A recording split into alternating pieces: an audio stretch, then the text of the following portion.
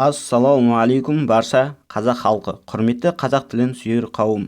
Бүгінгі талдаудың тақырыбы дұрысы туған күн бе әлде туылған күн бе? Осы туралы болмақ. Бұл зерттеуді түсіну үшін аяғына дейін тыңдауға кеңес беремін. Көп уақыттарыңызды алмайды, әрі біліп жүретін боласыздар. Сіздерден өтініш, қазақ тілі ана тілімізді қолдауларыңызды сұраймын. Ол үшін арнаға жазылып, лүпіл басып, пікір қалдырып және жақындарыңызбен бөлісіңіз.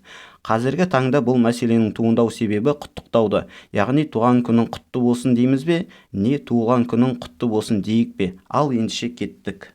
Көпшілігінен байқаймын, әлеуметтік желілерде дос құрбыларды құттықтағанда туған күніңмен дегенді туылған күніңмен деп айтып та, жазып та қолданып жүр. Негізі туған күніңмен болуы керек. Кез келген әдеби шығарманы алып қараңыз, халқымызда бұрын соңды бұндай сөз тіркесі қолданылмаған, деді тіл маманы Сая Елмесова. Туылған күн сөзіндегі ырықсыз етістің жұрнағы екендігін атап өтті. Оның айтуынша ырықсыз етісте қимылдың иесі болмайды. Осы сөздің дұрыс еместігін айтсақ, анасының туған күні, өзінің туылған күні деп дауласушылар жетерлік. Алайда жұрнағы өздігінен болған іс-әрекетке қолданылатын ырықсыз етіс жұрнағының бұл сөзге жалғануының орынсыз екендігін аңғармайды. Басқасын қойып, жай мысал келтіргеннің өзінде сәби өздігінен туылмайды. Мұны келген күн, көрген күн деген сөздермен де растауға болады. Дүниеге келінген күн деп айтпаймыз ғой. Осының ара жігін әр қазақ ажырата білуі керек деп ашынды филолог. Ойбу, 25 жыл болды ғой мұның дау болып келе жатқанына, дейді профессор Момынова. Соған қарағанда әлі де 25 жыл дау болатын шығар. Қазақ тілінің грамматикасы тұрғысынан қарағанда, дүниеге келу дегеннің синонимі туылу, яғни ырықсыз етіс формасындағы туу етістігі, ал туу дүниеге келтіру деген мағына. Алайда қазақтың арғы бергі әдебиетін біраз қағыстырып көрдік. Не таптық? Жас қартаймақ, жоқ тумақ, туған өлмек, дейді Абай. Бұл жерде туған деп дүниеге келтіргенді емес, келгенді айтып отырғаны анық. Бірге тумақ болғанмен бірге жүрмек жоқ екен, деді халық әні. Қазіргі қисынға салсақ, туылмақ болуы тиіс, бірақ қазақ тумақ депті. Бір анадан туғандар айрылмастай болса екен, делінген тағы бір халық әнінде. Айың тусың оңыңнан, жұлдызың тусың солыңнан, дейді тағы бір қазақ әні. Қазіргі қисынға салсақ, ай оң жағында, күн сол жағында босанып жатуы керек емес пе? Көрде туған Көроғлы делінеді ауыз әдебиетіндегі батырлық жырында. Көроғлы көрде босанып па? Анадан алғаш туғанымда деп шәкәрім толғанған. Екеуі туған екен бір анадан деп Естай ақ ұрған. Сондай-ақ кеңестік жылдары жазылған қазақ әдебиетінің мына туындыларын: Шыныдан туған қозы Ғабиден Мұстафин, Түркістан солай туған Мұхтар Әуезов, Туған күн Смағұл Елубай, Толқында туғандар Әбу Сәрсенбаев, Қырда туған Құрыш Тайыр Жароков деген атауларын қайда қоямыз? Осындай боп білмеймін кімнен тудым, бәлки қайсақ, бәлки бұрғыннан тудым, деп шатыпты біреулер күннен тудым, жоқ сірә мен қарақұл күңнен тудым, деп жырлайды Жұбан Молдағалиев «Мен қазақпын» поэмасында. Әзиз Несиннің бір әңгімесін Ғаббас Қабышев «Шерменде қашан туған» деп аударғанда, мәтінде осы етістіктің ырықсыз етіс формасы кездеспейді. Сен туған күн мерекеміз деп Мұхтар Шаханов ән шығарады. Неге сен туылған күн емес? Бүгін менің туған күнім, ой, пәлі әй, деп Мұқағали ақын күрсінеді. Неге туылған күнім еді демейді? Туған жер дейміз. Қисынға салсақ, ол менің, сенің, оның дүниеге келген, яғни туылған жерім. Бірақ қазақша туған жер. Туған ағам, інім, сіңлім, қарындасым, яғни бір ата-анадан туылғанбыз деген сөз. Бірақ туылған емес, туған делінеді. Адамзаттың асып туған асылы дейміз өзіміз сүйсінгенде. Бәленше жазушының қаламынан туған керемет роман дейміз сүйсініп.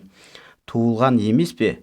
Сөзіміз дәйекті болу үшін Әл-Фараби атындағы Қазақ ұлттық университеті филология факультетінің оқытушыларынан пікір сұрадық. Бұл мәселеге байланысты кейбір ғалымдар Құрандағы Алла тағаланың сипатын мысалға келтірді. Ләм ялиді уә ләм юлады. Ол тумаған және туылмаған. Ихлас сүресі. Екі процесс: дүниеге келу және келтіру. Екеуі бөлек және даусыз. Өмірхан Әбдіманов филология ғылымының докторы, профессор, Қазақ ұлттық университетінің филология факультетінің деканы былай дейді: туылған деген дұрыс қой, туған күн сол күйі санаға сіңіп қалды. Солай қалады, бірақ бәленше жылы туған деп емес, туылған деп айту керек. Бағдан Момынова, филология ғылымының докторы, профессор айтады: Қазақ ұлттық университетінің қазақ филологиясы кафедрасының меңгерушісі Рабиға Сыздықова апайдың өзі туылған дегенге қарсы болған.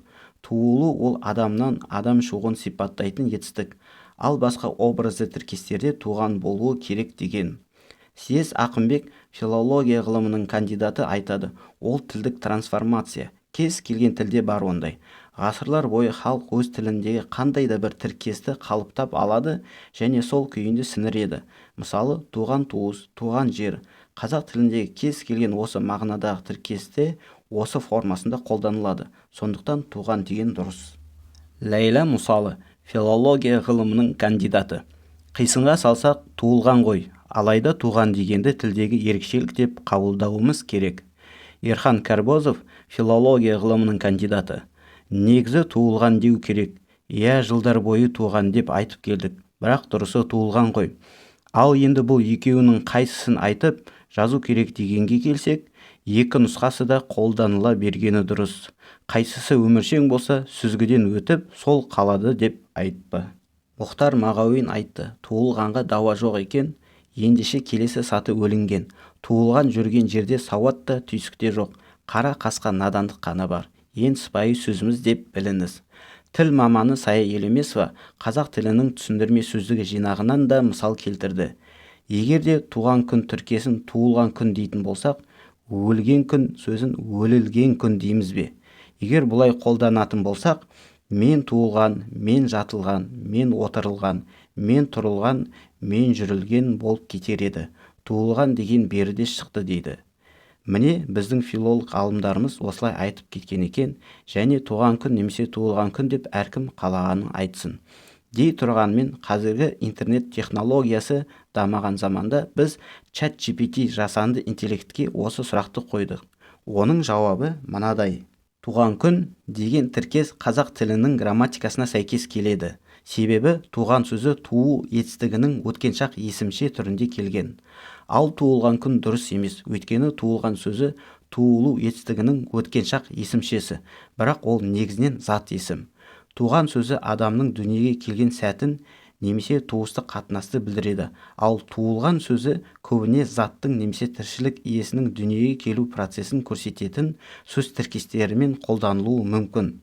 Сондықтан дұрысы туған күн дейді ChatGPT. Ал сіздер не ойлайсыздар, қазақ елі? Білгендеріңізді, не ойларыңызды пікір бөліміне жаза кетіңіздер. Және де арнаға жазылуды ұмытпаңыздар, жақындарыңызбен бөлісіңіз. Лүпіл мен қоңырау пернесін басуды ұмытпағайсыздар. Қош сау саламатта болайық.